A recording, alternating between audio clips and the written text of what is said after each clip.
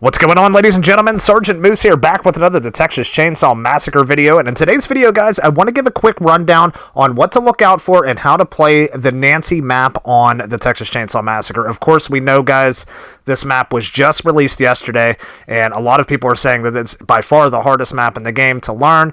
It has a ton of obstacles throughout the map, and it can be difficult to navigate for the family. And I think a lot of the reason of that being is just because the map's new, and we're so used to the other ones. We've been playing the other ones for 3 months now, but as it turns out, after playing this map over and over quite a few times, it's actually not that hard to understand. So first things first, guys, we're going to jump into it, and we're going to talk about what things to look out for on this map when you're playing family.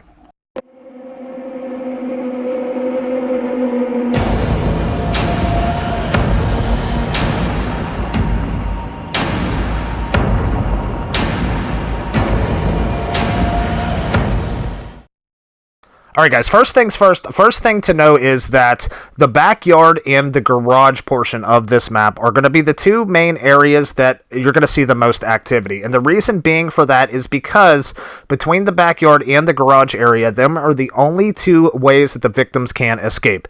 Every objective that they need to do is located between the backyard and the garage area. And what I mean by that is to be able to enter Nancy's house, they must go through the garage area or the backyard to be able to enter her house. Now, inside Nancy's house, if you do make it inside Nancy's house as victim, there will be a means to escape. Of course, the front door, you can exit out of that, and you can bypass turning off the generator by simply going out the front door and unlocking the gate. But that's first going to require you to go into Nancy's house. Now, there are 3 possible locations to allow you to get into Nancy's house from the basement, and they all require a lockpick. That's right, guys. There are 2 metal doors within the garage that we're going to show here that you can get into Nancy's house.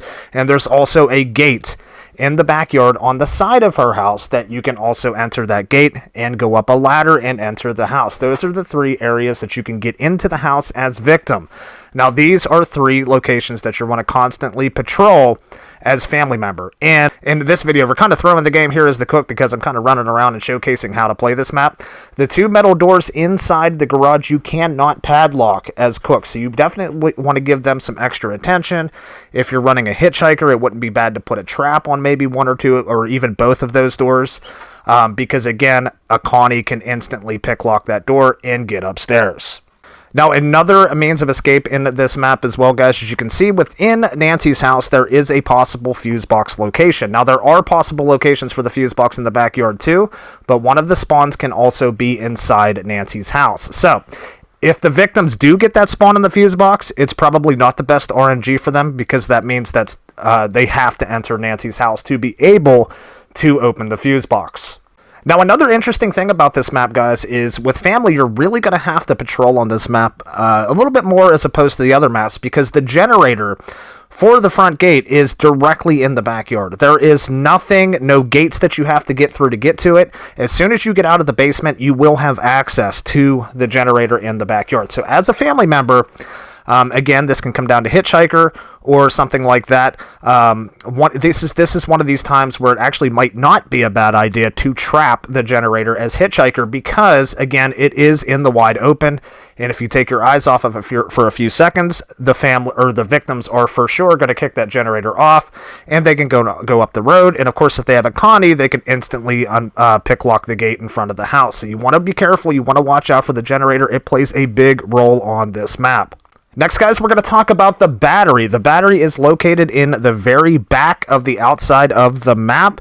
There are 2 possible locations that you can get out to the battery area. Again, it is protected by a gate that you can padlock with the cook, and it also is protected by a metal door location that you cannot padlock with the cook. So again, another point of emphasis that you're going to want to keep track of as family, because so far I'm playing this map, the victims that have escaped from it, I've noticed the most popular escape routes have been the generator or the battery, because both of them can be relatively easy to escape from if the family is taking their eyes off of the objective.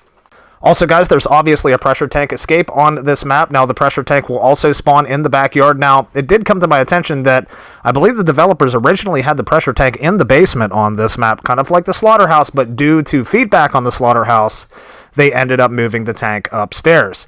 So, again, there's a pressure tank exit, and it's relatively easy to see where it goes as well. It basically will spawn in one of 3 locations on one side of the map, and the pressure gate door is over on the left side of the map, kind of near the generator exit on the side of the house.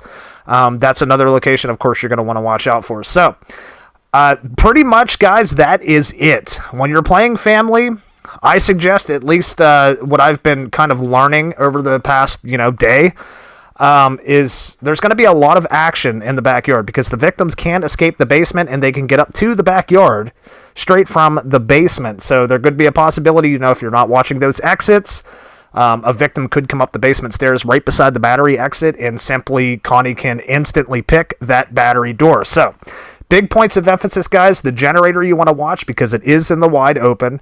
The metal battery door, because you cannot padlock it as the cook, so you want to keep an eye on that, maybe trap that.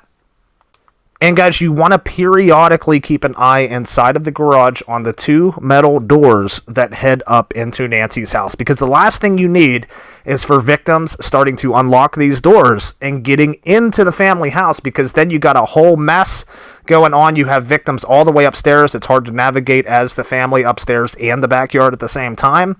So I suggest trying to avoid allowing victims to get into Nancy's house as much as possible, and that's going to require you to patrol 3 locations: the gate and the 2 metal doors. Of course, guys, we got the generator. We talked about the 2 exits leading out to battery. We talked about the locations of the pressure tank and the fuse box locations. But in a nutshell, guys, that's pretty much it.